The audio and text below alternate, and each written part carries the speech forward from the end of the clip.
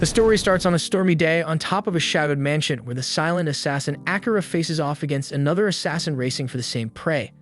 Outmatched but defiant, the rival assassin refuses to yield and reaches inside his cloak for a hidden weapon. He darts forward, flinging blades toward Akira, but to his shock, they just slip through him. With no other choice, the man draws his sword and clashes with Akira in a flurry of sparks and steel. Their blades collide again and again until Akira knocks the man's weapon spinning into the air. The rival assassin quickly switches tactics, pulling out throwing knives and sending them flying. Akira dodges smoothly, but his opponent fires one last hidden projectile. To his horror, Akira vanishes right before his eyes, reappearing silently behind him. The man searches desperately for an opening, but Akira blocks every strike and forces his arms down. In a final attempt, the assassin swings with a kick from his bladed boot, but Akira anticipates the move, pierces his arm, then snaps his leg and sends him crashing to the ground. Though he has a few tricks left, the defeated assassin accepts his loss as his own blade, which is still midair, comes down and lands on him. With the threat gone, Akira slips into the mansion like a shadow, entering the dimly lit room where his target lies asleep. For a brief moment, he hesitates, but then he raises his blade to finish the job. Long before all this, Akira lived an ordinary life as a student in Japan. During one typical afternoon, a group of girls invited their friend Tsukasa to join them for lunch. He politely declined, saying he had duties to handle for the student council, which left them impressed by how seriously he took his role as president. Nearby, a girl named Shiori received thanks from classmates she'd had just helped. At the same time, Akira sat quietly, reading a novel on his phone. His friend Nanes walked up and asked if he enjoyed reading isekai stories, but Akira simply replied that he read whatever was free. Laughing, Nanes told him to share any new recommendations before heading off. As Akira watched him go, a few girls whispered, wondering who Nanes had been talking to.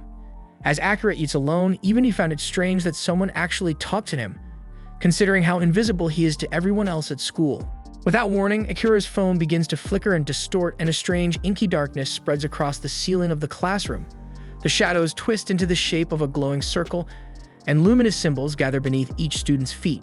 Everyone freezes in shock as a bright flash envelops the room. Then in the next instant, they find themselves standing inside an enormous hall. As confusion sets in, a peculiar man in priestly robes steps forward and informs them that the king will arrive shortly. When the priest moves aside, a regal-looking man and a young princess appear before them, prompting murmurs of curiosity among the group. The man introduces himself as the ruler of a distant world called Morrigan. He explains that they've been brought from another realm to aid the Retes Empire, located on the human side of the continent. The kingdom is currently under siege by demonic forces, and the king claims that warriors summoned from another world are the only ones capable of defeating the demon lord. The students, caught up in the excitement, begin to fantasize about their own grand adventure. But the priest cuts through the enthusiasm, stating that only one among them carries the mark of the true hero. To discover who it is, each student is asked to place a hand on a glowing orb that reveals their class. A boy named Waki steps up first and discovers he's been given the class of Beast Tamer. Though he's not the chosen one, the priest reassures him that his abilities still hold great value.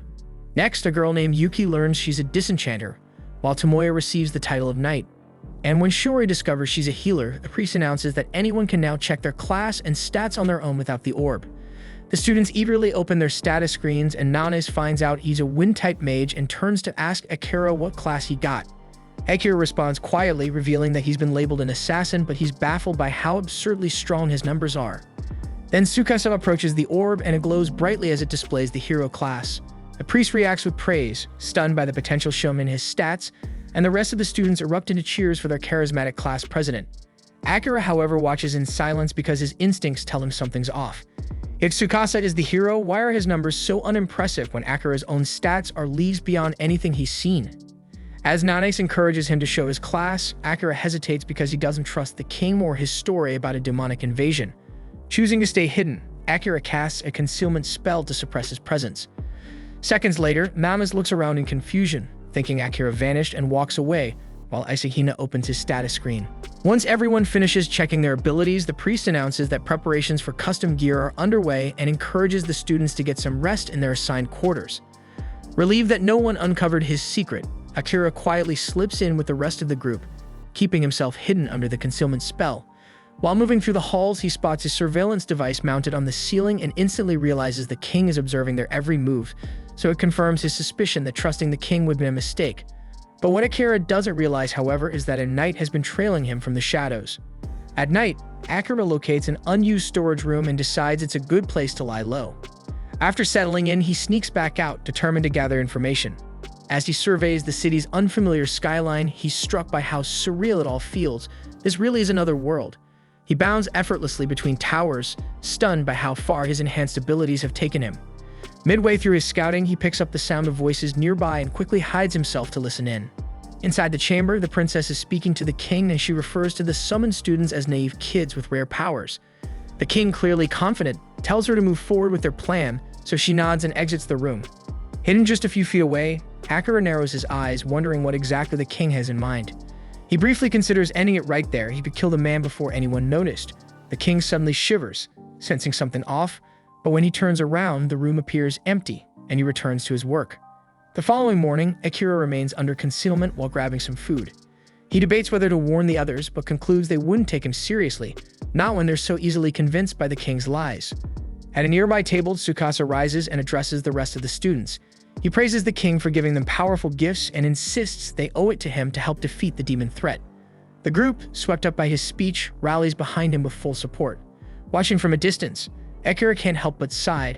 They've already swallowed the king's fake narrative. Later in the afternoon, the Royal Knight Commander Saren gathers the new recruits outside for their first training session. He introduces himself with pride, boasting that he serves as the kingdom's final line of defense. His companion Jules steps in to gently remind him not to get too carried away. Saren then explains that all the summoned students will undergo a month-long training program before being sent into a labyrinth to face real monsters.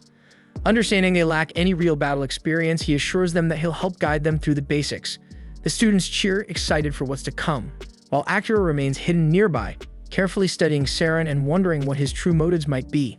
As Akira steps away to search for more clues, Saren leaves the students under Jill's care and slips off the training grounds. Akira then makes his way toward a fountain, only to be startled when Saren suddenly calls out to him. Alarmed, Akira wonders if his conceal ability has a hidden time limit. But Saren assures him the magic is still active, it just doesn't work on him. The knight explains that he possesses mystic eyes, a rare trait that lets him perceive thermal energy, allowing him to detect living bodies even through invisibility. Akira instinctively reaches for his blade, uncertain whether Saren is friend or foe. But the commander quickly adds that he has no intention of revealing Akira's secret. Though Akira knows the knight serves the crown, he still isn't sure if he should place any faith in him. However, Saren insists that he's not working on the king's orders this time because he has his own reasons. Then he makes a request: keep this encounter between the two of them. After a moment of hesitation, Akira decided to give the man a chance. They take a seat nearby, and Akira tells him that he's interested in reading the king's archives to better understand this world. Saren asks what level Akira's concealment skill is, and Akira replies that it's already maxed. Everything else, however, is still at level 1, and he admits he doesn't know how to improve them. Saren raises an eyebrow, then chuckles, saying the library probably wouldn't help much anyway, so he offers to train Akira himself. The thought of growing stronger and uncovering the secrets of this world excites Akira, but even with that, he still longs to return to his home and see his family again. Saren agrees with that goal, but reminds him that until he finds a way back, he'll need strength to survive. Feeling guilty about receiving help without offering anything in return, Akira asks how he can repay the favor. Saren smiles and tells him to share stories from his homeland in exchange. Then, as the knight extends his hand, Akira shakes it, smiling back and introducing himself properly, as a show of respect. From that day forward, they begin training together, and Akira learns that aside from humans and demons, this world is also home to elves and beast kin. He puts Akira through rigorous drills, explaining that job levels rise only by defeating monsters, but skills can be sharpened with regular practice. As they train day after day, Saren becomes more and more fascinated by Akira's tales of Earth. Listening to his own descriptions of smartphones, planes, and crowded cities, Akira realizes just how much he once took his old world for granted and how strange it feels to miss it now. Sometime later, Saren is sitting in a quiet room with Jules, who curiously asks why he's been spending so much time with Akira. Saren simply replies that Akira's stories about his home world were too entertaining to pass up, and Jules admits he finds them fascinating as well. But when Saren casually mentions that Akira possesses the true hero class and a max-level concealment ability, Jules freezes in shock because only the very first hero in their history had a maxed-out skill like that. Moments later, Akira approaches the room, and Jules politely excuses himself, leaving the two alone. Akira then hands Saren a book he took from the Royal Archive, noting that it contains some sensitive material. Saren confirms that the book outlines plans to overthrow the king, and explains that he wrote it himself and disguised it as a harmless cookbook, knowing Akira would eventually uncover it. Saren admits openly that the king is a corrupt man who's trying to reshape the world for his own twisted gain. Akira recalls the king's selection program and quietly reflects. Saren then adds that many within the royal knights have doubts about the king's rule. Akira then guesses that they intend to remove him with as little bloodshed as possible, and Saren confirms that. Akira mentions that with his current skill set, eliminating the king wouldn't be difficult, and he had slipped into the royal study on the first day without raising any alarms. But when the opportunity came, he couldn't bring himself to do it. Saren responds calmly, saying that having the assassin class doesn't mean he's obligated to take lives. So Akira quietly reflects that he wouldn't want his family to ever learn he'd become a killer. Saren agrees wholeheartedly, and Akira begins to question why someone like Saren would put so much faith in him. So Saren answers that it's because Akira has shown clarity and instinct, like when he refused to blindly trust the king's story from the start. That single decision in Saren's eyes proved that Akira thinks for himself, trusts his instincts, and doesn't get swayed easily. The room falls quiet for a moment, and Akira finally speaks up softly and says that he's not used to praise. That ever since he was young, people rarely noticed him at all. That catches Saren off guard, so Akira adds that he's the first person who's ever truly recognized him. With a warm smile, Saren lightly jokes, asking if Akira would be willing to help him pull off a peaceful coup as thanks for all the compliments. Akira gives a faint smirk and tells him he'll think about it, then quietly slips out of the room. After a full month of training sessions, Saren gathers the students and announces that they'll begin their expedition into the legendary Cantinan Labyrinth. Afterward, a crowd forms nearby to see the heroes off, and Akira is quietly surprised by how much attention they're getting. As his eyes scan the gathering, he notices a girl standing alone at a distance. In an instant, he appears behind her, startling her with a quiet question about what she's doing. Visibly annoyed, she responds bitterly, saying their people paid a heavy price to summon the heroes. Akira calmly says he has no idea what the hell she's talking about, but she simply says they'll speak again once he learns the truth, then walks away. Soon after, the heroes enter the dungeon and find themselves fighting waves of monsters. The group is caught off guard when one student accidentally activates a trap, causing a swarm of massive ogres to descend upon them. Akira takes down one of the beasts and quickly asks Saren if they should pull back. Saren agrees, and to buy them time, unleashes a powerful divine sword technique that wipes out the enemies blocking the route. However, as they pass through the dungeon gate expecting to escape danger, they're met with another horde of monsters waiting on the other side. In a moment of panic, Tsukasa remembers the emergency smoke bomb the princess gave him for emergencies and sets it off. The explosion clears the lesser beasts, but from within the haze, a freaking towering minotaur emerges. When Jules enters the chamber with the rest of the group, he's stunned to see such a powerful monster lurking on a low floor. Akira wastes no time and dashes forward, dodges a massive strike, and climbs onto the minotaur's back. He slashes, but his weapon snaps in half against the creature's dense hide. Alarmed, Akira leaps off to avoid a counterattack and rushes back towards Tsukasa, who's barely able to stand. Overwhelmed with guilt, Tsukasa mutters that he's useless, but Akira tells him that heroes aren't meant to carry the burden alone. He reminds him that every student here has been training too, and that it's time to let others fight alongside him. But Tsukasa's breathing quickens, and he begins to panic, consumed by fear and doubt. Noticing something off, Akira asks the party's disenchanter to step in. She steps forward, activates her spell, removing the dark curse that had been feeding Tsukasa's fear. And as soon as it's lifted, Tsukasa regains clarity. With Tsukasa stabilized, Akira turns to Saren and asks if it's time to use the technique they discussed. Saren gives a firm nod and launches a flash of lightning that crashes into the Minotaur, stunning the beast in front of the awestruck students. Seizing the moment, Akira disappears into the shadows and reappears silently behind the monster, ready to unleash his ultimate shadow-based spell. From the shadows, pitch-black tendrils suddenly erupt, latching onto the Minotaur and driving straight through its body. With the beast completely immobilized, Akira begins pulling it into the darkness, its massive frame slowly vanishing until only its severed head remains. Though he managed to eliminate the creature, Akira still doesn't have full mastery over his shadow powers, and the energy begins surging out of control. Luckily, Saren rushes in and helps stabilize him, coaching Akira through the process until he's able to calm his mind and retract the tendrils. Once the danger has passed, the group returns to the castle. There, Saren commends Akira for completing the mission. It was because of him that everyone returned safely. But while the shadow technique is undeniably powerful, it puts a heavy strain on the body, so Saren warns him not to use it unless truly vital. To acknowledge his efforts, Saren hands Akira a gift, a katana. He explains that the blade was originally forged by the very first summoned hero centuries ago. Akira thanks him for the weapon, but he's curious why give such a legendary blade to him instead of the kingdom's current hero Tsukasa. So Saren replies that Tsukasa already possesses the holy sword meant for battle. Besides, the king would definitely become suspicious if he saw Tsukasa carrying this one, especially since Saren technically stole it from the royal vault. Akira gets the picture and accepts the weapon, quietly thinking it's amazing that he now wields the same sword used by the original hero. But that thought leads him back to the unresolved issue with Tsukasa. Though they had managed to confirm that he was under a curse and had partially alleviated it with a disenchantment spell, the root of the affliction still remained, so Akira intends to get to the bottom of it. At night, he sneaks into the princess's chambers and finds her mid-ritual, enhancing the curse on Tsukasa with a glowing crystal, her magic steadily transforming him into a mindless puppet. Without hesitation, Akira slices the crystal clean in half, disrupting the spell. That should neutralize the curse at least for now, but Akira isn't finished. With his blade drawn, he places it at the princess's throat and demands to know why she's doing this shit. Her response is cold and mechanical. She claims she's acting for the king's sake. But as Akira looks closer, he realizes something chilling. There's no emotion in her eyes, no will, no intent. She isn't choosing this path, and she's just another victim under someone else's control.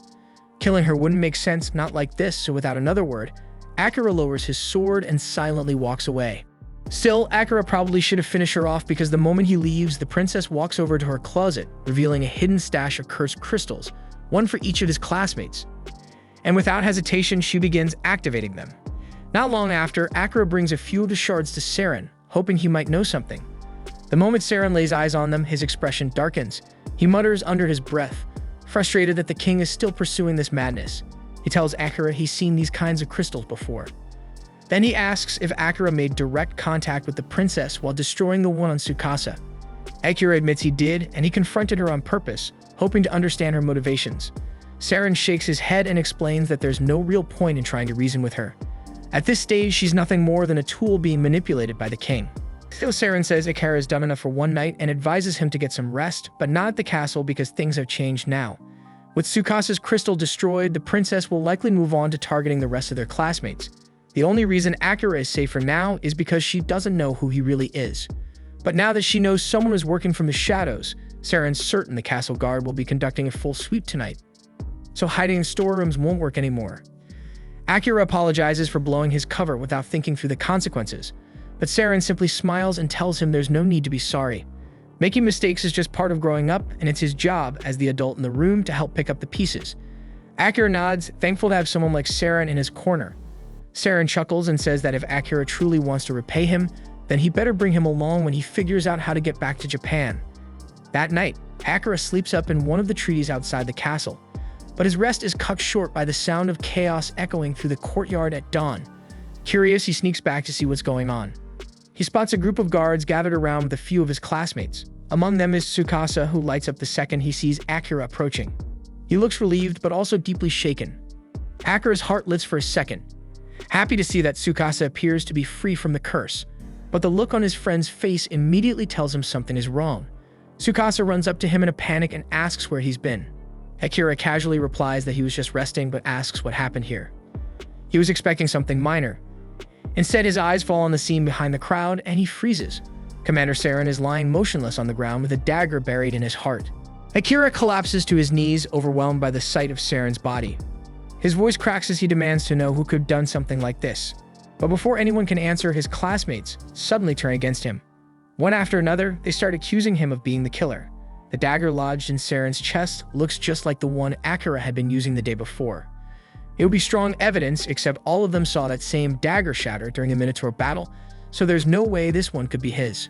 Still, that doesn't stop them, and they insist Akira's behavior has always been suspicious, constantly vanishing and reappearing whenever he wants, so that's reason enough for them. Akira quickly realizes what's happening. The princess must have cursed the entire class, and the only one still acting normal is Tsukasa. He tries to speak up for Akira, saying there's no proof to accuse him of something this serious, but before he can say much more, the king arrives. With a cold, commanding tone, the king announces that Akira is guilty of high treason for assassinating Commander Saren. He gives a direct order. Akira is to be executed on the spot. Akira glances at the princess, and in that split second, he catches the faintest smirk curling at the edge of her lips, and right away he realizes the whole thing is a setup. There's no point trying to explain anything because no one will believe him. As the guards move in with their weapons drawn, Akira activates his concealment skill, vanishing before their eyes. Furious, the king orders his men to sweep the entire castle, and he wants Akira found now. Meanwhile, Akira silently moves through the shadows and approaches Jules, one of the few people he knows he can trust. Once Jules notices him, he quietly tells Akira that the ones who really killed Saren were the king's own assassins. And now that Akira is a target, he needs to escape fast. Jules then adds that Saren had a feeling something like this might happen, so he left behind a bag of supplies just in case. Akira thanks him, grabs the supplies, and escapes the kingdom.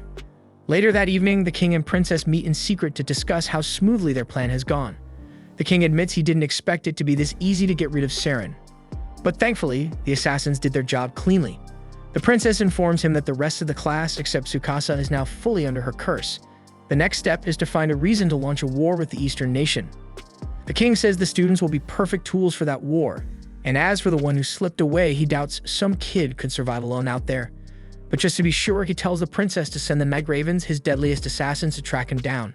At the same time, Akira had just reached the dungeon. Just like Saren once said, it's the best place to stay hidden when you're being hunted. No one in their right mind would think to check a dungeon just to chase after someone, so it should serve as a decent hideout. But food and water are scarce down here, so he'll have to be cautious. Even though Akira can cloak himself with his concealment skill, plenty of monsters still exist that rely on enhanced senses like smell and hearing. But as he continues to grow stronger and his assassin class ranks up, he'll eventually be able to erase all traces of scent, silence his steps, and even suppress body heat, making himself nearly invisible. Boss rooms appear every 10 floors, and once you're inside, the only way out is to kill the boss. It's a major gamble to enter one alone, but Akira doesn't exactly have the luxury of waiting things out. As he walks deeper into the dungeon, he's immediately attacked by a chimera. At first, he manages to dodge its claws and fangs, but then its snake tail spits a jet of venom, catching him off guard and striking his leg. The poison slows him down and he can't maneuver like before. That gives the beast an opening, and it slashes his back, drawing blood. Just as it prepares to go in for the kill, Akira unleashes his trump card and shadow magic erupts and completely consumes the chimera in a single blow. With that, he defeats the dungeon's first boss, but the combination of his injuries and the toll of using the shadow spell leaves him barely clinging to life. Recognizing that its master is in danger, the shadow energy automatically shifts into regeneration mode, patching his wounds while he's unconscious.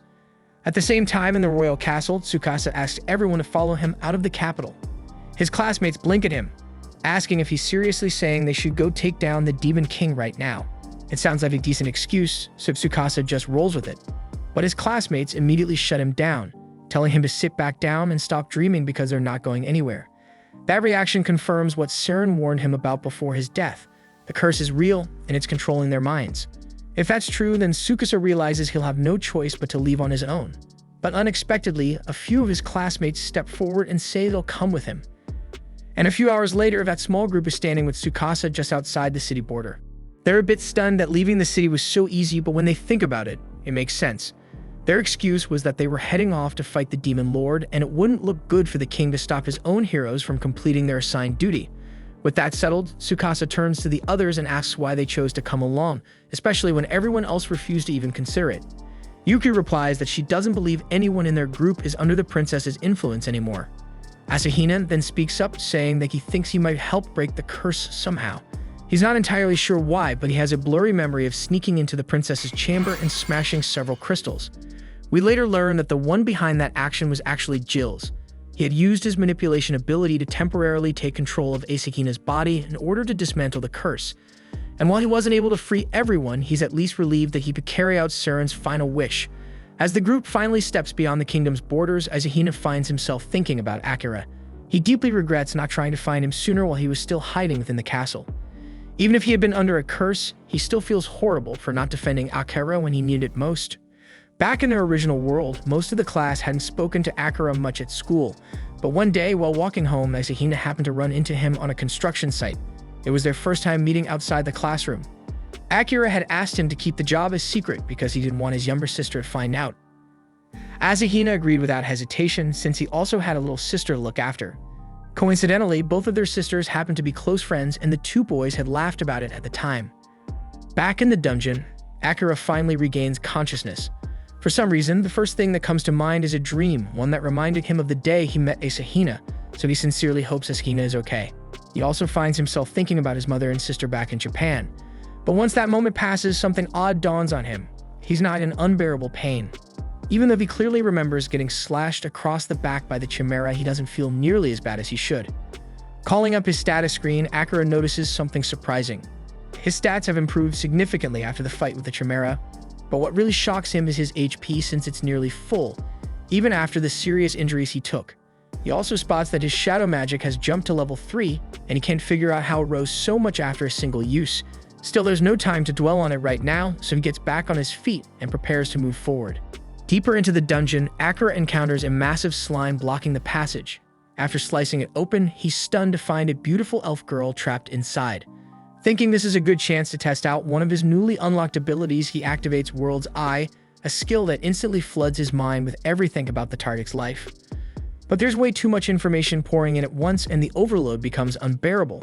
He's forced to cancel the skill partway through before his brain fries from the sheer volume of knowledge.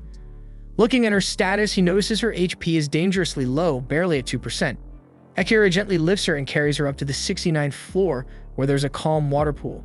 He sets her down to rest and recuperate. Sometime later, she stirs awake, and Akira offers her water to help her recover. He tells her to try and get more rest, but she admits that she's too hungry to sleep, so he whips up a bowl of warm porridge and hands it to her. Grateful, the elf girl, who introduces herself as Amelia, digs in without hesitation. Once she finishes, she looks around and asks how she ended up here, since her last memory was being much deeper in the dungeon.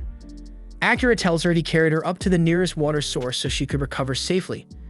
She's surprised by his kindness, admitting that no one has ever gone out of their way to help her like that, not even once. A few hours pass and Amelia is back in top form. Together, they descend all the way to the 80th floor. Akira starts to wonder why she's still tagging along, and he figures she'd want to return to the surface after everything. But Amelia tells him she has no intention of leaving.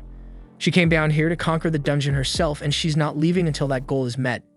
Eventually, they enter the boss chamber, and the moment they step inside, a massive dragon lunges at them. They leap in opposite directions to avoid being flattened.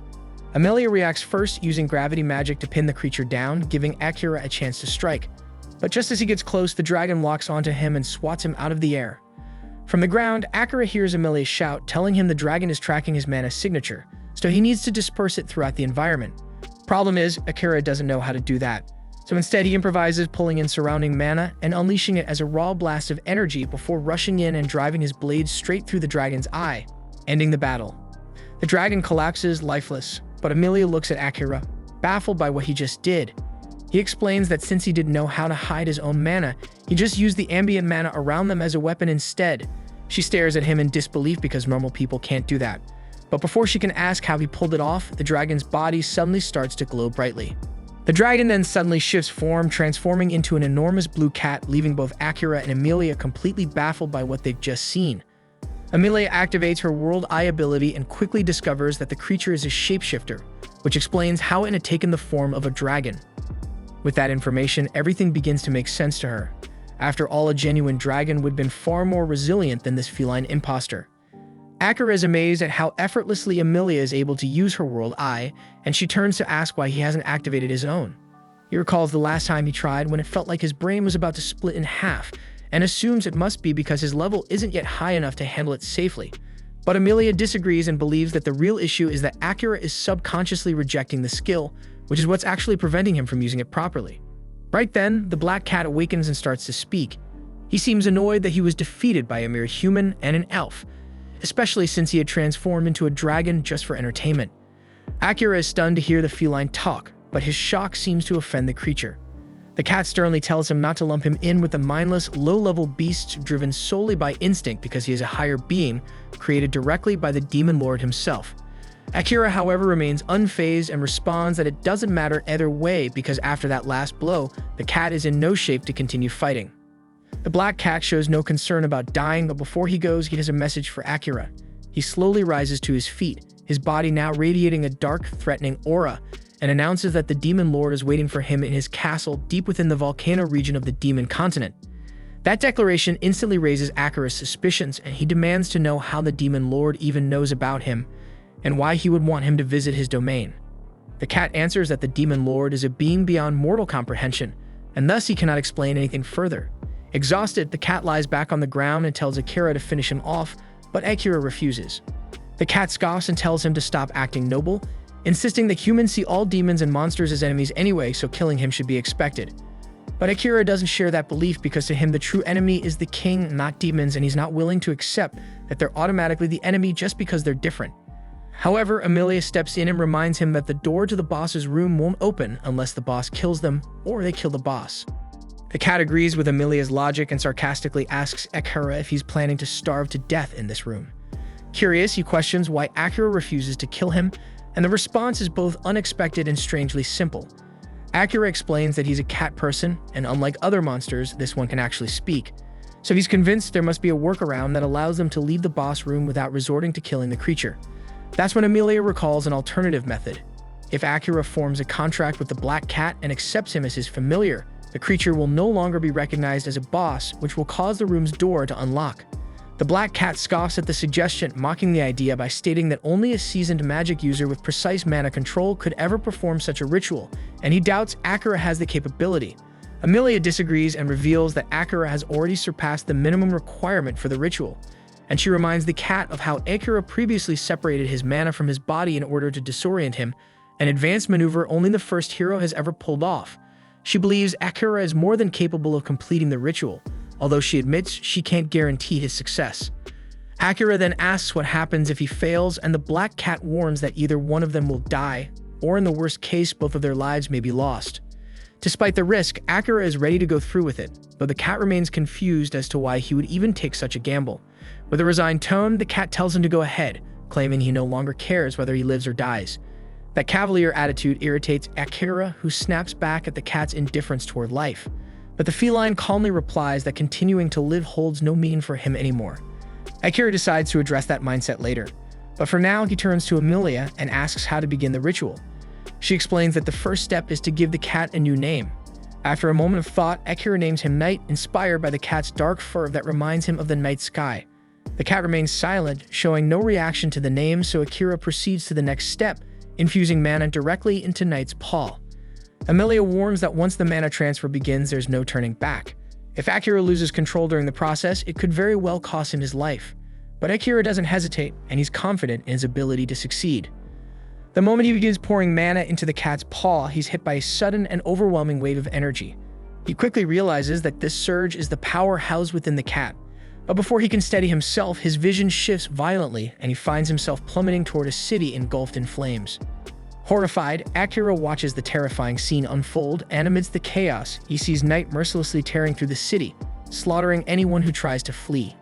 Akira attempts to stop him, but Night launches an attack with a torrent of dark mana that strikes Akira with devastating force. As Akira pulls himself back up, Night urges him to stop hesitating and just end it, saying it's the only way he'll be able to leave this place alive. But even then, Akira still can't bring himself to strike the cat. Seeing this, Night launches another assault, slashing him hard with his powerful claws. The pain Akira suffers inside the dream world begins to affect his real body too, and at last he makes the decision to fight back. He hurls his dagger at Night, but the cat bats it aside with ease and starts channeling his dark energy to end the battle swiftly. Akira charges forward, but instead of landing a blow, he deliberately takes the hit, allowing Night's claws to pierce straight through him. The black cat stares at him stunned and asks in disbelief what the hell he is trying to do. Akira responds calmly, saying he still refuses to kill him, and that deep down he knows Night doesn't want to hurt anyone either. Night scoffs, reminding him that he's still a monster. Even if he has intelligence, his instincts constantly scream at him to destroy anything that stands in his way. But Akira sees through that facade, and he knows that Night is exhausted from the endless cycle of killing, and he tells him that he no longer has to fight those urges alone. Gripping his claws tightly, Akira makes a quiet vow to watch over him, to be by his side, and ensure he never has to go through something like this again. Slowly, the oppressive dream world starts to fade away, and as Night begins to place his trust in Akira, his monstrous form diminishes into that of a small, ordinary black cat resting peacefully in Akira's arms. The sun rises within the dream, casting its golden light as a symbol of the inner peace Night is beginning to feel. With that, Akira emerges from the dream world, and realizing that the pact ritual succeeded, he reaches out to touch Night and confirm it. A radiant golden mark appears on the back of his hand, and at the same time, the red sigil on Night's forehead shifts into gold as well. Emilia explains that this is the seal of a successful pact, and their souls have now been spiritually connected. Night awakens too, gazing up at Akira and expressing his curiosity to see just how far his new master will go. With quiet resolve, he accepts Akira as his master and solemnly pledges his loyalty and life to his service. Amelia steps forward and introduces herself, and Knight, recognizing her as his master's companion, offers her his respect as well. At that moment, a magic circle begins to glow on the ground, signaling that the boss has officially been defeated. Yet Akira appears lost in thought. He says he'd prefer to move on to the next floor, but Knight is still badly wounded. Knight reassures him, explaining that the door will remain open until they decide to use it, so there's no need to rush. He opts to take some time to heal, and Amelia suggests that this might be the perfect opportunity for all of them to get to know each other better. Knight immediately agrees, and Akira can't help but be a little surprised by just how fast his new companion's personality flipped. Meanwhile, Tsukasa and his group arrive in a nation established by a hero who, like them, was summoned from Earth. They're stunned to find that the entire country mirrors the appearance of historical Japan. The surroundings feel oddly nostalgic, and for the first time in a while, they start to relax before sitting down to discuss their next steps. Tsukasa brings up the most immediate concern, their finances, pointing out that they're only a month away from running out of money and being left without a place to stay. One of the guys suggests they become adventurers, saying it's the most suitable occupation for people like them. Tsukasa agrees and then shifts the conversation to their next priority, gathering information. He proposes they seek out someone well-versed in the ways of this world and also dig through books that might contain useful knowledge. Another member of the group sighs, hoping there's a book somewhere that explains how to return to Earth. But Tsukasa believes their best chance lies in defeating the Demon Lord. He explains that only the king and the princess might know how to send them back, and despite their cruel and manipulative nature, the only way to earn their cooperation is by taking down the Demon Lord. He firmly states that once they've secured enough money and intel, their next destination will be the Demon Continent, but Asahina doesn't agree with that plan. He argues that they should first reunite with Akira before heading off, because his instincts tell him that Akira's power is advancing at a pace far beyond anyone else's, and they'll need him if they hope to succeed. Some members side with Asahina, while others remain suspicious, still thinking he may have been responsible for Commander Saren's death. The disagreement quickly escalates into a small argument, but the girls step in and try to calm everyone down. They turn to Tsukasa, asking for his judgment on the matter, since as the leader he gets the final say. Tsukasa sides with Asahina, admitting that he too believes Akira is already stronger than all of them, but he also doubts whether they'll actually be able to work with him. He explains that Akira has always kept his distance from others, and even now he doesn't remember Tsukasa despite the fact that they've been classmates since kindergarten. The group is stunned by that revelation, and even Asahina agrees that Akira isn't exactly the type to play well with the team. Tsukasa explains that according to the old legend, only the holy sword wielded by the chosen hero has the power to defeat the Demon Lord, meaning he must grow strong enough to fulfill that role. He believes that even if they do find Akira, he likely won't agree to join forces with them if they're still too weak. That's why Tsukasa decides it's best to stay in this country for now, giving everyone time to train and grow stronger before attempting to reunite with him. Meanwhile, Amelia opens up to Akira and Knight, sharing the story of her past. She reveals that her own sister forced her out of their homeland, and the soldiers who once served under her became relentless in their pursuit to kill her.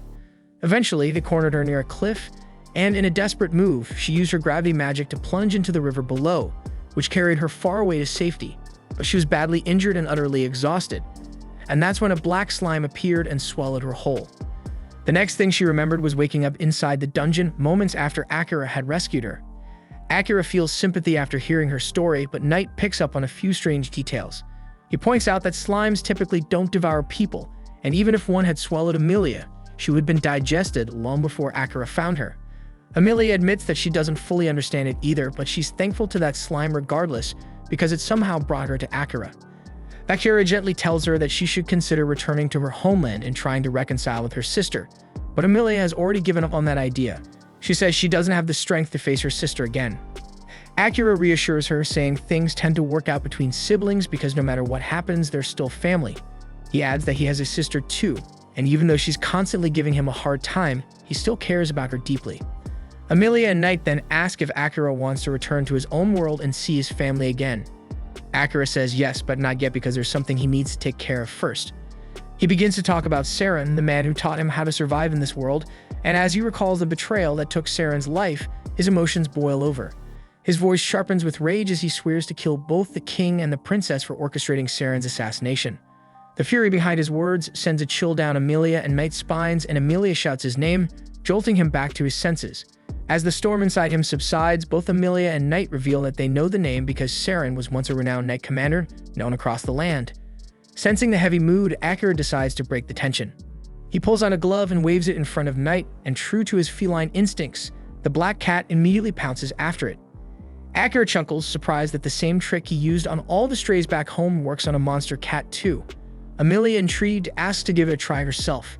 And before long, both she and Akira are playfully cuddling with Knight, enjoying the soft, warm comfort of his fluffy fur as the air around them lightens once again. Knight turns to Akira and tells him to take things more seriously, reminding him that their souls are now linked, and if one of them dies, the other will perish as well. Akira says he's well aware of that, but he's still just happy to have a cat familiar, especially since he's always loved cats. Amelia chimes in with a sigh, admitting that she's jealous because she loves cats too. Once they finish fooling around, the group prepares to exit the dungeon. Akira asks Knight where the teleportation magic circle will take them, but the feline admits he doesn't know. He explains that only a select few demons still remember the ancient craft of creating such circles, and Akira instantly decides that once he reaches the demon continent, he'll track those demons down and make them work for him. Just then, a memory clicks in Amelia's mind.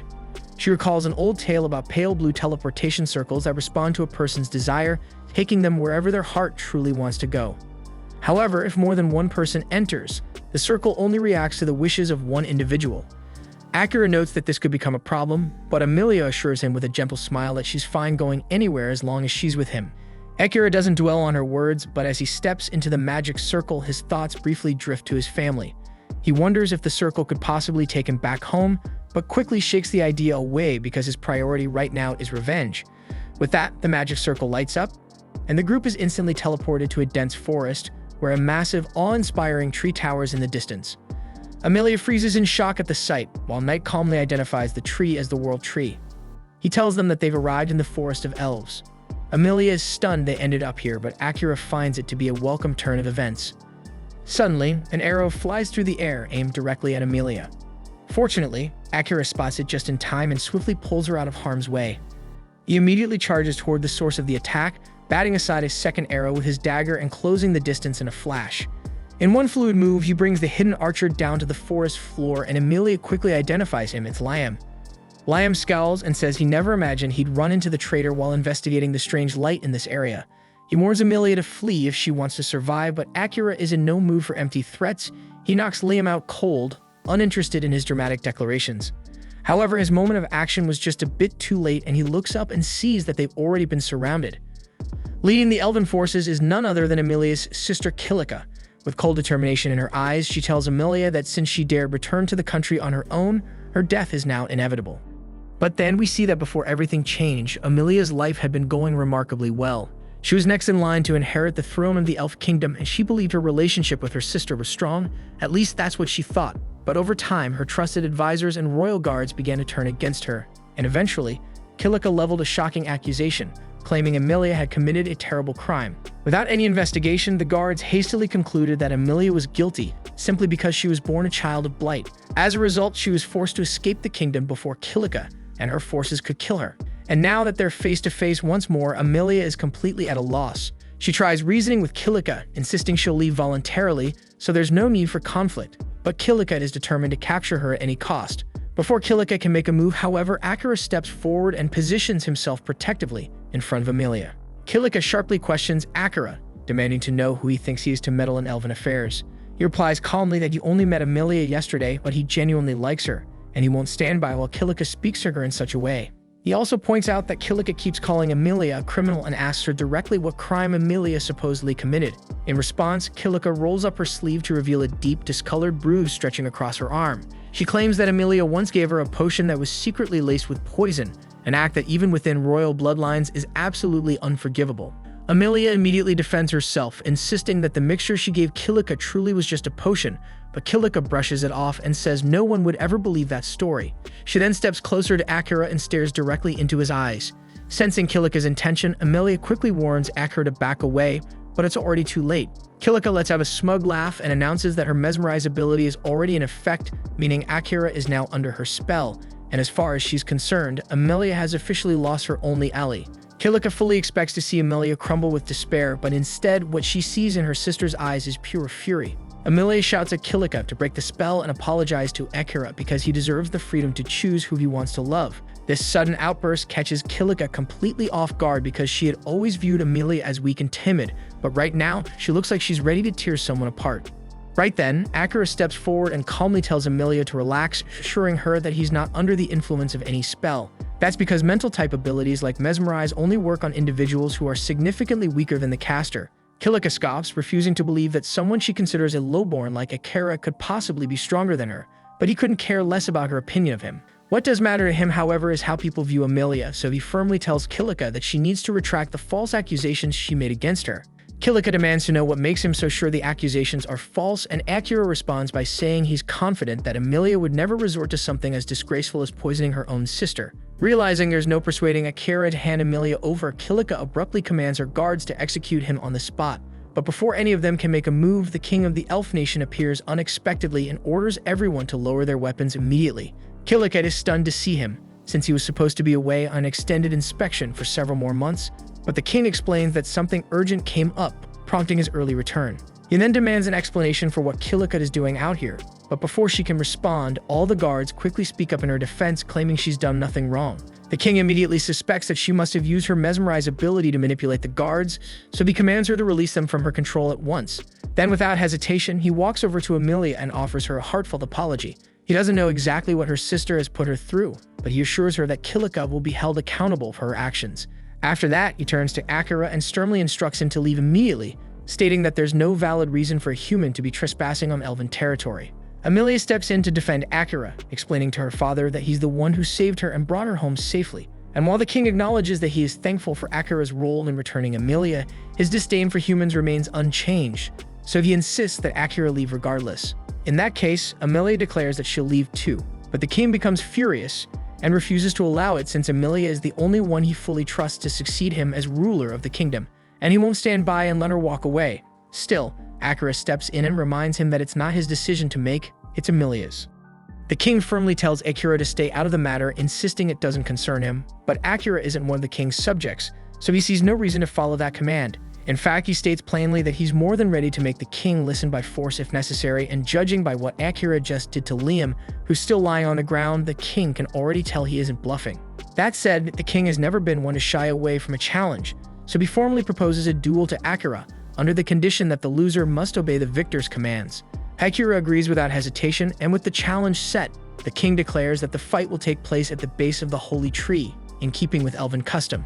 And as they head toward it, Amelia quietly apologizes to Akira for dragging him into this mess, but he tells her there's no need because he willingly chose to get involved. Shifting the conversation, he brings up how Kilika called her a child of blight and asks what that's all about. Amelia explains that, according to an ancient elven legend, when twins are born, one may be different from their parents. This child is believed to bring disaster upon the land and is thus labeled a child of blight. In the past, it was common for the odd twin to be killed at birth because of this belief, and Knight is taken aback to hear that elves still hold on to that superstition, even though it was debunked long ago. Amelia explains that it usually isn't an issue anymore, but recently Kilika has been using it against her more frequently, mainly because Amelia's eye and hair color differ from all of their family. It's painfully clear that Kilika is just using the legend as a convenient excuse to cast Amelia out, but personally, Akira remarks that he finds Amelia's hair and eyes to be absolutely gorgeous. Eventually, they arrive at the base of the holy tree, and since Kilika was the one who instigated the conflict, she will be the one to face Akira in the duel. But before it begins, Akira makes the decision not to use his concealment skill, because there's no point in winning unless everyone can see it happen with their own eyes. Amelia warns him that Kilika is the strongest swordsman among all the elves, so the battle won't be easy and he should stay on his guard. Akira picks up on the fact that Amelia still seems to speak of her sister with admiration, even after everything that's happened. She explains that they were once incredibly close as children, and no matter what Kilika does, Amelia will always see her as her beloved sister. As the duel begins, Kilika pulls her sword while Akira opts to keep his own blade sheathed. Kilika demands to know if he's trying to insult her by not taking the duel seriously, but Akira calmly replies that he simply doesn't want to risk accidentally killing her in combat. Once the duel starts, Kilika rushes forward and unleashes a flurry of precise strikes aimed at his vital points, yet Akira effortlessly evades each one. He admits that Kilika truly lives up to her reputation as the strongest swordsman, but his speed is simply beyond hers, allowing him to slip through her attacks and push her back with ease. He then advises Kilika to surrender before she hurts herself, but she refuses to be underestimated and activates her trump card. A fierce current of wind envelops her blade and she releases a violent gust toward Akira. The technique takes him by surprise, catching him off guard for a moment, though he quickly regains composure and sidesteps the blast. Knight identifies Kilika's skill as buff magic, and Emilia explains that it's the only form of magic Kilika can wield, one she's honed nearly to perfection through relentless training. With this ability, Kilika launches devastating wind attacks at will, forcing Akira to stay on the move to avoid them. Amid the clash, she notices a deep sadness on her face. When he asks about it, she denies it, claiming she's happier than ever, but Akira insists she looks anything but. Unwilling to entertain his probing any longer, Kilika hurls another attack, but he smoothly ducks under it and sweeps her legs, sending her crashing to the dirt. Before she can recover, Akira appears behind her, resting his sword gently against her neck, a silent sign that he could have ended the fight at any moment. Once again, he urges her to surrender and reconcile with Emilia, but Kilika refuses with fierce defiance. She snaps that she could never make peace with someone who took everything away from her, then bursts into a furious rage, unleashing uncontrollable waves of wind in every direction. She cries out that she's been left with nothing, that Emilia and her divine blessing took it all away. In the past, Kilika and Emilia had been close friends, but everything changed when Emilia was revealed to possess the spirit medium class. Once mastered, it promised unmatched power across the continent, and from that day onward, nothing Kilika achieved was ever considered enough. Emilia tries to assure her that none of it is true, but Kilika is far too consumed by anger to listen. Right then, Liam walks up to Emilia and quietly asks for her help to save Kilika, handing her something that immediately makes her understand his plan. She climbs onto Knight's back and uses the holy tree branch Liam gave her to channel purification magic, breaking the spell that had everyone under Kilika's control. The moment the enchantment lifts, Kilika descends into a wild frenzy, summoning her strongest wind blast yet. So Akira is forced to counter using his shadow magic, and after a fierce struggle, he manages to overpower the raging winds, sending Kilika crashing to the ground and stripping away her will to continue fighting. Moments later, Liam and Emilia rush to her side to make sure she's alright. Kilika glares at them and bitterly asks if they come to mock her now that she's been defeated. Liam gently assures her that isn't the case, saying he's genuinely worried about her, but Kilika refuses to believe him. She accuses him of running straight to Emilia the instant the spell wore off, helping her undo what was left of Kilika's magic. Emilia, however, calmly tells her that Liam was never under her spell to begin with. Kilika insists she's lying and tells them to just get it over with, banish her, execute her, anything, because she doesn't want to live like this anymore. But before she can say more, the king speaks up, declaring that if anyone deserves punishment, it's him, for being the reason Kilika ended up this way. Confused, Kilika demands to know what the hell he means. So the king explains that long ago he sealed away parts of her memory to protect her, though now he realizes that decision was a grave mistake. As he lists his forgetting skill, all of Kilika's lost memories come flooding back at once. She recalls that when she was a child, she spent her days training near the dungeon. One afternoon, a mysterious stranger appeared near the entrance and told her she could grow stronger much faster if she used one of the strange orbs he carried. Naively trusting the man, young Kilika took one of his orbs and ran into the dungeon to test it out. But the moment she did, a swarm of powerful monsters appeared out of nowhere. Realizing she couldn't take them all alone, she tried to flee, only to discover that the creatures were pursuing her outside. Dungeon monsters weren't supposed to be able to leave their dungeon, yet these were clearly different. Knowing they were heading straight for the elf village, Kilika chose to stand her ground and fight.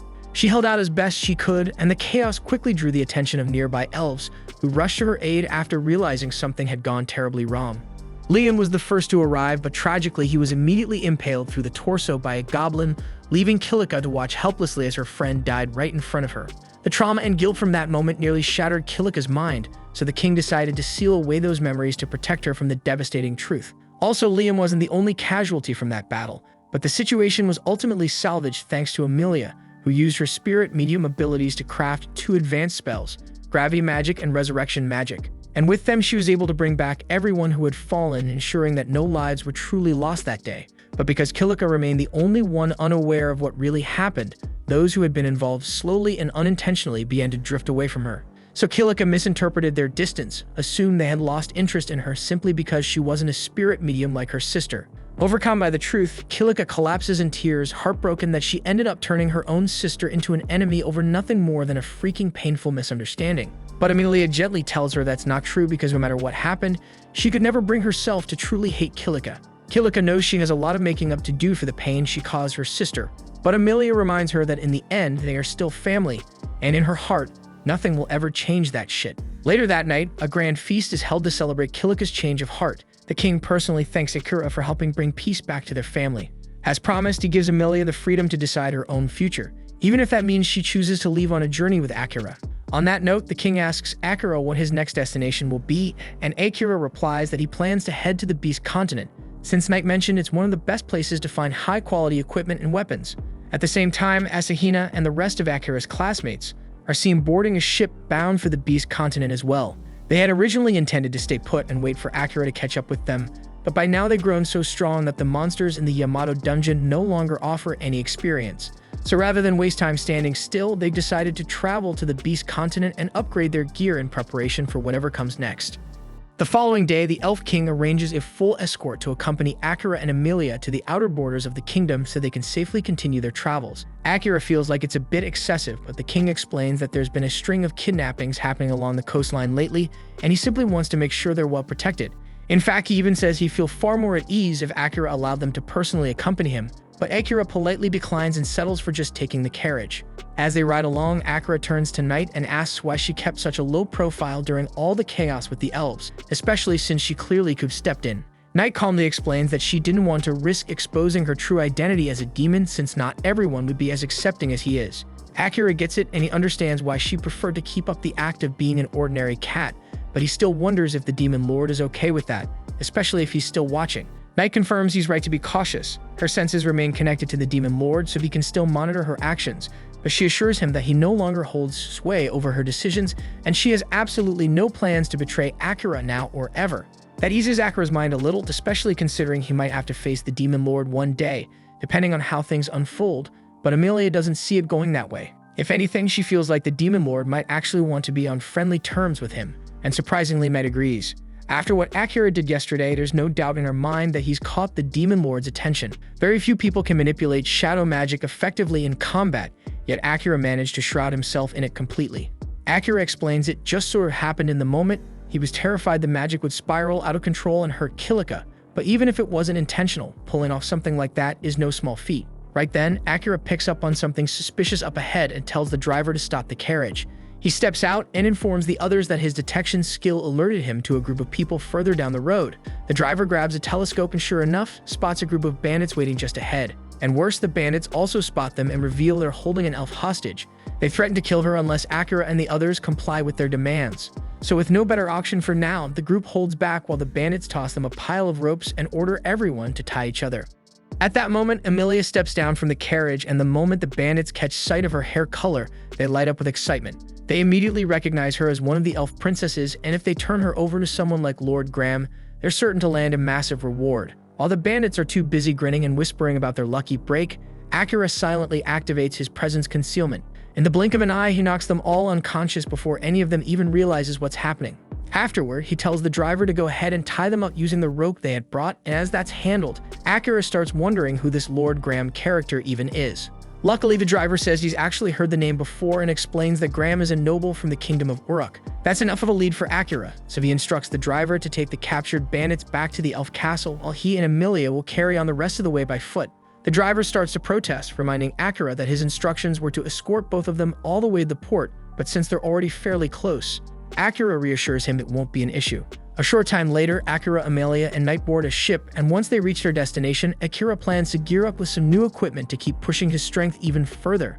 Emilia finds it a bit surprising that he's still focused on leveling up, especially when he already seems so powerful, but Akira insists that if he's serious about getting revenge for Saren, then he can afford to stop now. Knight chimes in and says the port city they're headed for actually has a labyrinth, so if Akira wants to train more, he'll have the perfect opportunity.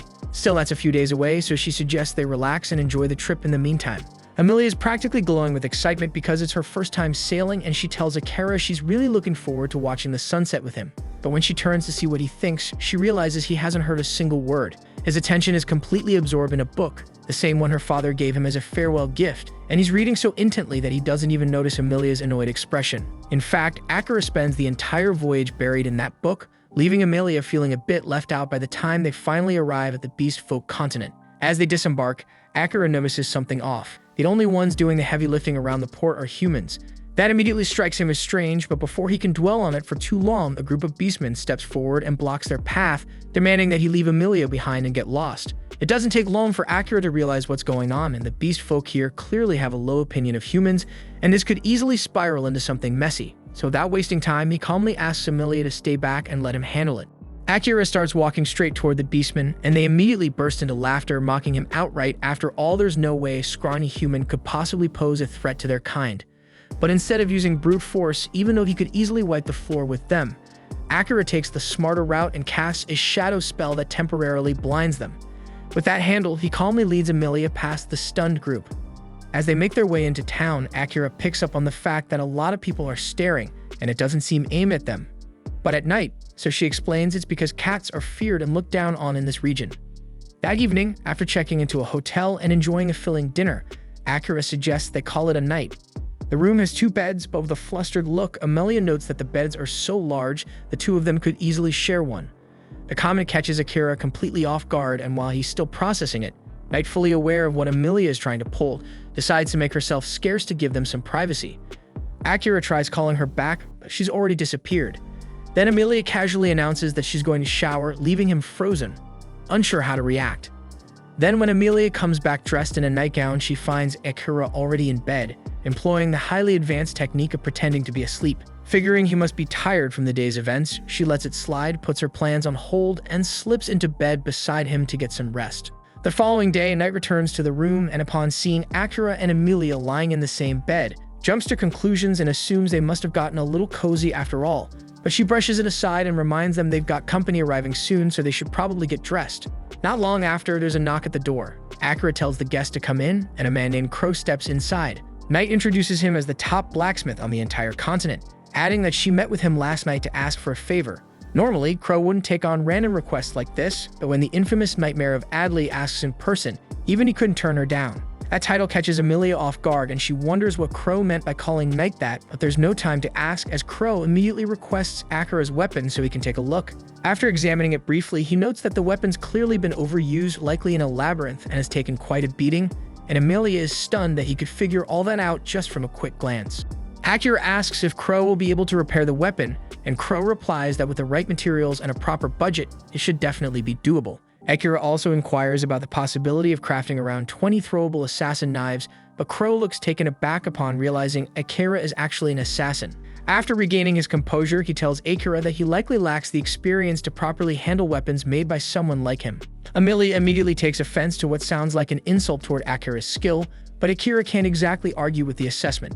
Night steps in and tells Emilia to let it go because while Crow may be a blacksmith now, he used to be part of the hero's party, and when it comes to battle experience, he definitely knows his stuff. Even though Crow stands by what he said about Akira's lack of experience, he still agrees to take on the job of forging the weapons Akira requested. He scribbles down a detailed list of the materials Akira will need to gather for the job, and in the meantime, he says he'll be holding onto Akira's sword to keep it from getting damaged any further. Crow, claiming the sword, comes as a bit of a surprise, but Night assures Akira that his weapon is in good hands, and there's no one better than Crow when it comes to this craft. Akira trusts Night's judgment, but that doesn't change the fact that he has no idea where to even start looking for all the materials listed. Night explains that the fastest way to find them is by exploring the city's labyrinth, and as a bonus, it would give Akira a great opportunity to level up, which makes the plan sound perfect to him. The labyrinth is located near the center of the city, but getting access depends on a person's adventurer rank. Akira doesn't think that's going to be much of a roadblock, so he starts putting together a game plan for the hunt.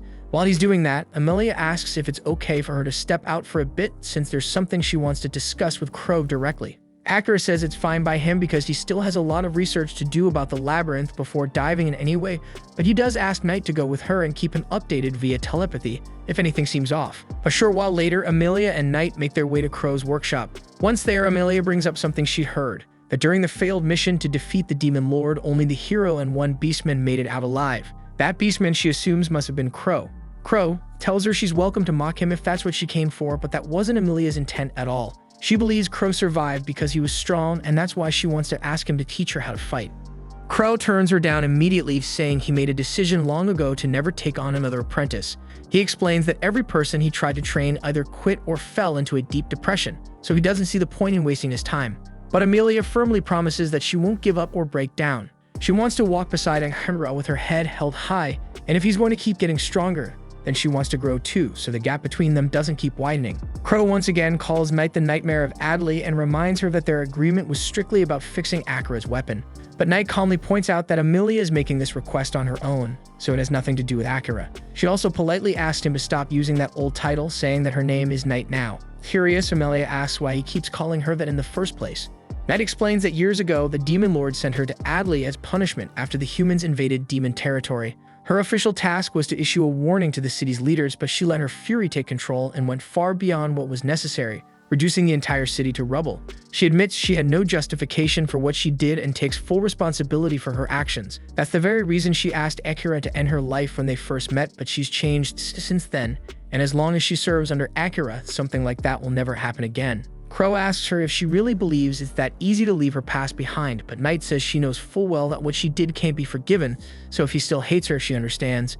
To her surprise though, Crow says he's never held any hatred toward her. A few years back, after he and the hero party failed to defeat the Demon Lord, Crow was holding a memorial at his sister's grave when Knight happened to appear. She immediately recognized him as one of the few survivors from that battle, and when she saw he was grieving, she told him he could kill her if he wanted and she wouldn't resist. But Crow told her that he didn't blame her for what had happened, and as far as he was concerned, she was nothing more than a weapon forged by the Demon Lord to carry out his commands, and blaming her would be no different than blaming the blade rather than the one who wielded it. In response, Knight asks if he ever planned to confront the Demon Lord again, but Crow calmly tells her that neither she nor the Demon Lord was responsible for his sister's death. After Knight's attack on the city, Crow's sister had been doing her best to help people who were trapped beneath the rubble, but at that same moment, a nobleman was frantically trying to escape. Instead of finding another path, he chose to blast through the area, hitting Crow's sister with a deadly attack just because she was in his way. That man was the one who truly took her from him, so if Crow ever intended to take revenge, it would have been on Lord Graham. But in the end, he never followed through with it, because he knew deep down that his kind-hearted sister would never want him to walk that road. At that point, Amelia cuts in and outright calls Crow a coward for backing out. She accuses him of clinging to a fake belief that his sister wouldn't want revenge, just so he wouldn't have to face the truth or deal with his pain. She says she gets it more than anyone, because for a long time she told herself the same thing, that she was doing everything for her sister's sake, but Akira helped her realize how far off base she really was. Her words hit Crow hard, so they stir something deep inside him, and he needs a moment to deal with it. So he quietly asks Amelia and Knight to leave him alone for the rest of the day. At the same time, Akira is out in the city researching the labyrinth, when out of nowhere monsters begin pouring out of it and flooding the streets. Amelia sees the chaos unfolding and rushes in to help, but suddenly, she's intercepted by a boy named Orum. She instantly recognizes him as the same boy who deceived Kilika when they were younger. Orum says he's acting under the Demon Lord's orders to keep Amelia alive, since she has rare magic that might come in handy, so he surrounds her with monsters and swiftly takes her hostage. And by the time Akira arrives on the scene, Orum has already dragged Amelia back into the dungeon. Akira plans to go in and get her, but first he has to clean up the situation outside. He tells Knight to step back, and she quickly takes to the skies, knowing exactly what's coming. Akira then unleashes his shadow magic without holding back, letting it consume every monster in sight. But the massive strain on his body takes its toll, and as soon as the last enemy falls, he collapses from exhaustion. Knight then swoops down to see if Akira is okay, but out of nowhere, the strange system inside him kicks in. Because of the extreme mana drain from his body, he's suddenly engulfed in shadows and thrown into a recovery state. Knight has no clue what the hell is happening, but within moments, Akira's injuries vanish and his body is fully restored, though he's still completely out cold. And when he finally wakes up, he's lying in some unfamiliar bed. Confused, he asks Meg what happened. She explains he passed out after unleashing his shadow magic, so she rushed him to Crow's place to keep him safe, until he came to. Akira, a bit anxious, asks how long he's been out, worried it might have been 5 or 6 hours. But Meg tells him the truth, that it's been a full day and 5 extra hours. That hits him hard, but she says it's not that surprising because he nearly killed himself, draining every drop of mana. But what's weird is that while unconscious, his shadow magic triggered on its own and completely refilled his mana reserves. She still can't explain how or why that happened, so she asks if he knows anything about it. But Akira is just as lost as she is, and honestly, he couldn't care less right now because he's got more pressing things to deal with. He hops out of bed and, spotting Crow, thanks him for letting him crash there while he was out, but now he has to move. Crow, reading his urgency, asks if he really thinks it's smart to rush in like this since it's already been over a day, so Amelia could be halfway to the demon continent by now. Akira doesn't even flinch, because if that's the case, then he'll just go to the damn demon continent and bring her back. But Crow questions how he plans to take on demons with no weapons. Akira snaps that he'll figure it out somehow, even if he's unarmed, but Crow casually gestures toward a nearby table where all of Akira's gear is fully repaired and neatly laid out, ready for battle, and they've been sitting there the whole time. The fact that Akira didn't notice is enough proof that his head's all over the place, so Crow tells him to take a breath and think clearly before charging in. Realizing the old man's got a point, Akira settles down and checks his weapons. Crow actually reforged his sword into twin short blades better suited for an assassin's style, but it took a ton of materials and effort. So naturally, Crow tells him he expects to get paid back once Akira saves his girl. Crow had one last thing to give him, so he tossed Akira an old ring with the words, "I will lead you anywhere," carved into its surface. Turns out it was forged by a former hero and carries a unique enchantment that it points the wearer toward whatever they desire most. Akira gives it a shot while focusing on Amelia, and right away, a glowing red line shoots out from the ring, pointing straight toward the labyrinth. If she'd been taken to the demon continent, there's no way it would have gone that way, so for some reason, Amelia must still be held somewhere inside the labyrinth. He might not know the exact spot, but just knowing she's still there is more than enough, so he straps on his gear and heads out the door with Knight right behind him. On the way there, Knight quietly asks him not to pull any reckless crap like he did before. Akira apologizes, realizing he completely forgot that if he dies, she dies too.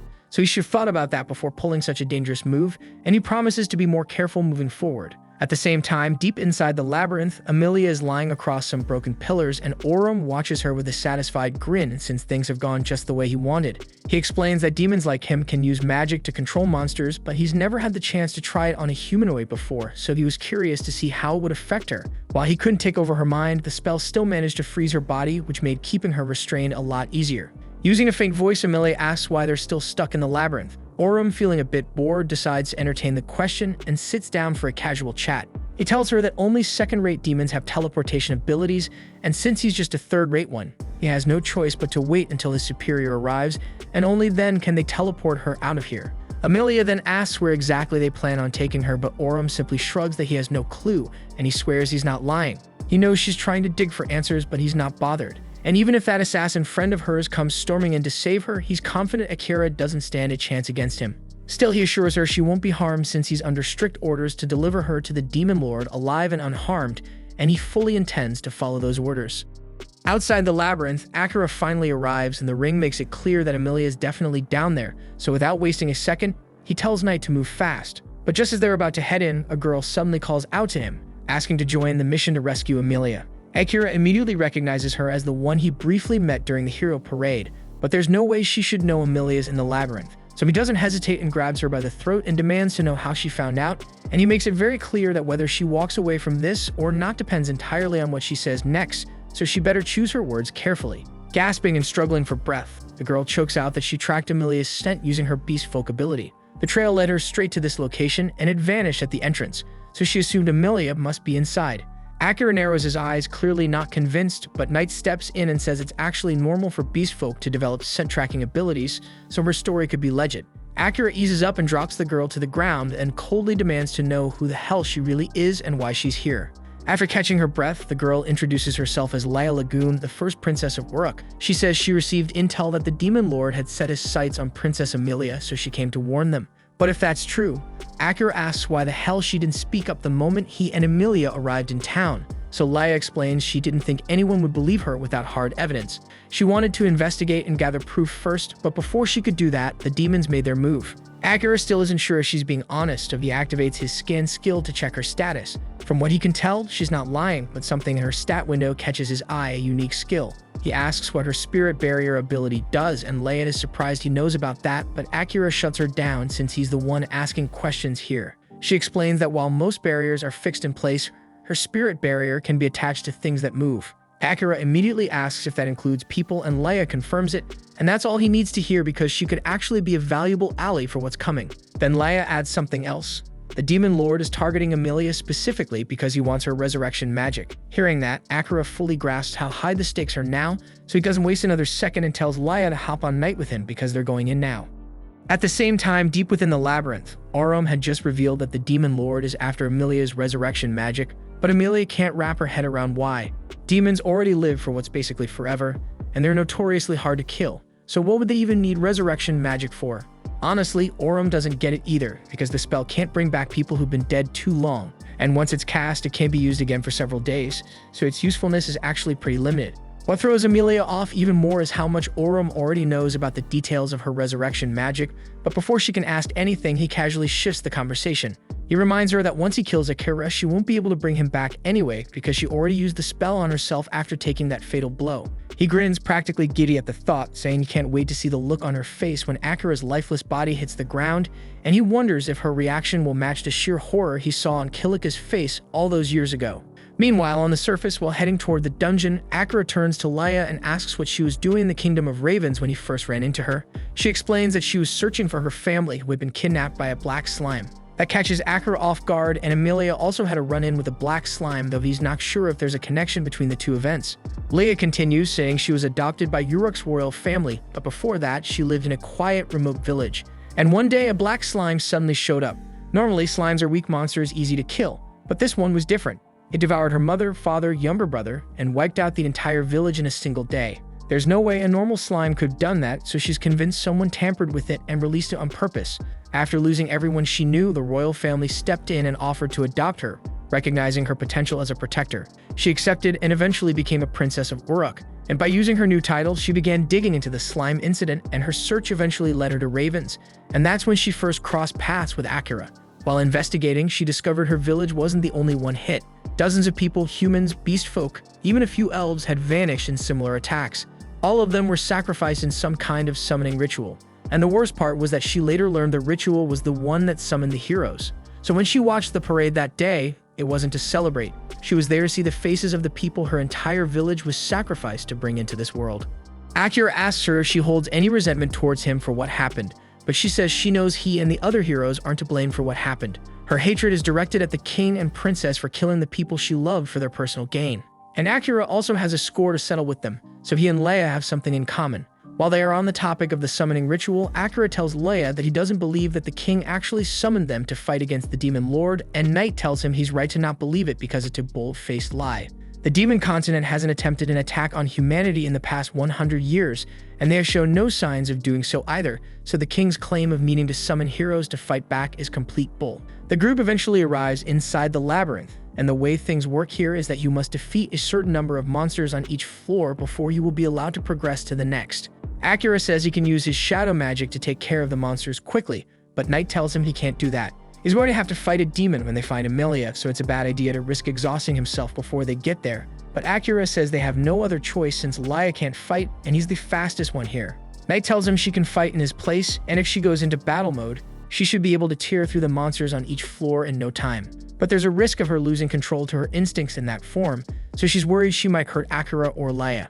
Akira looks at Knight and assures her that as long as he is here, he will make sure she doesn't lose control, so Knight decides to put her faith in him. Knight then unleashes her full power and begins rampaging through the labyrinth with Akira and Leia on her back. And to make sure she doesn't lose control, Akira is using their mental link to keep her calm. Since they've got time, he asks her why demons are so hated in the first place, so Med explains that the first demons generally aren't bad people, but the first demon king did order an attack on the other nations.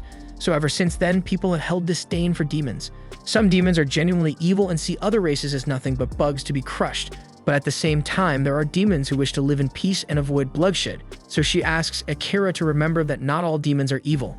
After a short time, they reach the floor where Emilia is being kept, and the second they arrive, Leia throws up a barrier around both Akira and Emilia. Orim blinks in surprise because he wasn't expecting Akira to make it this fast, but Akira, dead serious, says he's here to take Emilia back. Orim just laughs and asks how exactly he plans to do that when he's about to die. So without waiting another second, Akira lunges in for a surprise attack, but Orim effortlessly parries the blow and starts forcing him back, slicing at his limbs every so often. It's clear he's just playing with Akira, fully aware that he holds the power advantage, but Akira still has one ace left to play. He triggers his shadow magic and uses the blood pooled on the floor to summon shadow beasts into the fight. Caught off guard, Orim is swarmed by the creatures, and that gives Akira the opening he needs to close the distance and slash up both Orim's arms and legs, leaving him brutally wounded. As a desperate move, Orim summons all the labyrinth monsters under his control and sends them charging at Akira, who's still reeling from the strain of using shadow magic. But just before the monsters reach him, Leia casts a reversed spirit barrier around Akira, bouncing their attacks right back at them and wiping them out. Now, Orim has nothing left and every option is gone, and he's completely at Akira's mercy. And even though Akira knows the logical thing to do is finish him off, he hesitates since Orim looks too much like a human. That moment of doubt ends up costing him because he waits too long, and it gives Orim's superior enough time to arrive, so Akira's heart sinks. He barely survived a fight with a third-rate demon, and now he's standing face-to-face with a second-rate one, and he has no idea how he's going to survive this. Knight then cautions Akira that he must not confront the demon directly under any circumstances, and it's obvious that this guy's on a completely different tire, so Akira needs to play it smart if he wants to make it out alive. The demon notices that Orim is out of commission, so he flings him across the room with a flick of his power, making sure he's out of the way. And without wasting a second, he throws a ribbon around the group and crushes the barrier Leia had put up like it was paper, leaving her stunned that he broke through so effortlessly. She scrambles to get back up and casts another, but Akira stops her, warning her it's way too risky. The demon agrees that backing off is the wise move, claiming he's not after her anyway, and his target is Amelia. A split second later, a ribbon slams into her and sends her crashing into the wall. Akira bolts to her side, but the demon casually tells him not to panic because she's still breathing, just paralyzed for now, so she won't be a problem. Akira shoots him a death glare, and even though he's burning to retaliate for what he did to Amelia, he knows picking a fight now would be suicide. So instead, he starts plotting a way to bail, but Mahiro sees right through him, and since chasing someone through the dungeon sounds like a pain, he seals off every escape route. So now Akira's boxed in, forced to stand his ground. The problem is that he already tapped into his shadow magic once and he's running on fumes. And with how overpowered Mahiro is, there's no way hiding his presence will do any good. Then out of nowhere, the demon asks Akira if his family name is spelled the same as Oda Nobunaga's or if the kanji are different. The question hits Akira like a brick because the only way Mahiro could know something that's specific is if he's Japanese too, and he confirms it. He introduces himself as Abe Mahiro, saying his path here was a bit different from Akira's, but he's also from Japan. He admits it would have been nice to meet under better conditions, but right now his mission is to capture Amelia, and if Akira stands in his damn way, he's going to have to kill him. Mahiro then activates his power and fires off a barrage of energy blasts, and Akira does his best to dodge, but Mahiro's in complete control of them. So one curves midair and slams into his shoulder. Dodging won't save him anymore, so Akira tries to close the gap and go in with his swords, but he's not quick enough to land a hit, and Mahiro fires another wave at him. Evading again would be pointless. So this time, Akira activates a restricted version of his shadow magic, letting the energy disperse across his body instead of tearing through it. Mahiro looks intrigued because he's never seen magic like that before, but what he doesn't realize is that Akira's mana is nearly drained, which means he can't unleash it at full capacity. That's when Ned finally calls out to him, saying she's managed to recover a bit of her strength and is ready to jump in. Mahiro recognizes her immediately and asks if she's actually turning on them now, and she confirms it without hesitation that she has no plans of ever going back to serving the Demon Lord. Then, using her mental link, she tells Akira that he needs to break their contract right now. Akira is completely lost and he doesn't understand what she means, so Med explains that she's got a way to bring Mahiro down for good, but it'll cost her life. And as long as their bond is active, Akira dies too. She begs him to cut the contract so she can give up her life for his, but he shuts that down on the spot. Mahiro notices they're having some kind of silent conversation. He could easily interrupt and go for the kill, but curiosity gets the better of him, so he decides to wait and see what they're plotting. Akira tells Knight that back when it was just him, he thought there was no chance of winning, but now that she's with him, they might actually stand a chance. So there's no way he's letting her throw her life away. Knight warns him again that there's no certainty they can pull this off, and this plan is a gamble, but Akira says he'll take that gamble if it means she gets to live. Knight hates that he's willing to put himself at risk for her, but she respects his call, so she taps into her remaining energy and begins to transform. As a brilliant golden light fades, Akira is stunned to see her take on the exact appearance of Captain Saren.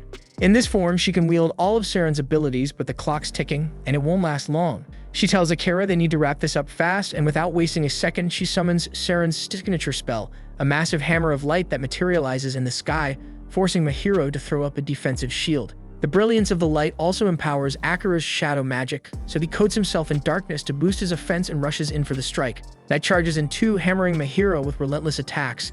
The pressure builds, and Mahiro starts to falter under the non-stop barrage. That's when Akira lands a clean slash across his back. Knight quickly warns him that her form is fading soon, but Akira doesn't care. He's confident that with one more move, he can end it. But Mahiro isn't done just yet, and he still has one final card to play.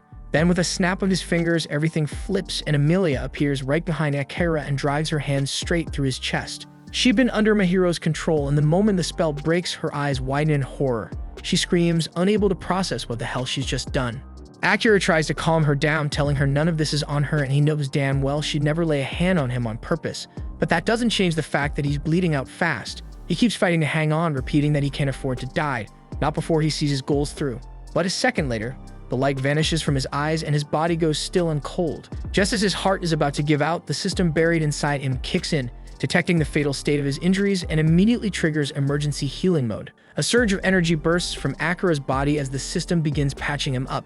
Mahiro notices and rushes in to finish him off, but the system has already thrown up an unbreakable barrier, so his follow-up strike can't even scratch it. Once the regeneration is complete, Akira starts to rise again, but this time he's not in control. The system has classified Mahiro as a high-level threat, so it switches to combat protocol and launches straight at him. The two collide, and with the system calling the shots, Akira's shadow magic becomes razor sharp. So when Mahiro counters with a desperate slash, Akira blocks it with a wall of shadows, then whips those same shadows forward to bind Mahiro where he stands. The system issues a final warning: reverse the spell on Amelia and disappear or die right here.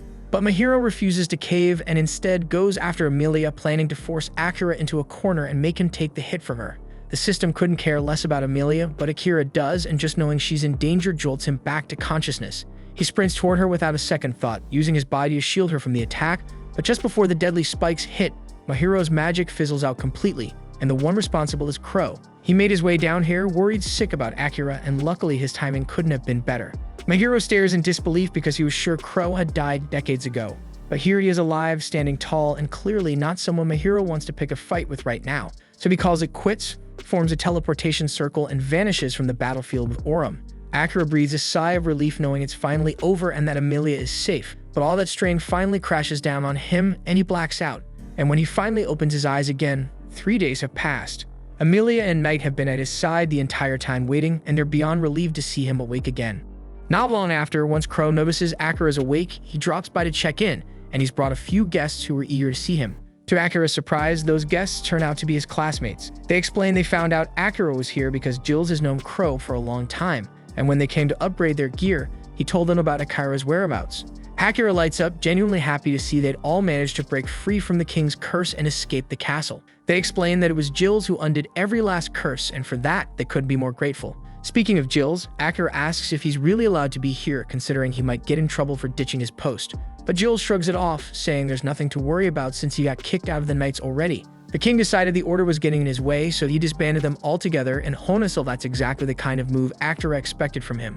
Asahina steps up and tells Akira he's been waiting for this reunion, then asks if he'd be willing to join forces with them. But Knight immediately cuts in, saying she's the only partner Akira needs. Asahina snaps back, telling her to stay out of it, as Akira can speak for himself. Akira raises a hand and asks everyone to take it down a notch, and before he gives them an answer, he wants to hear what they plan to do next.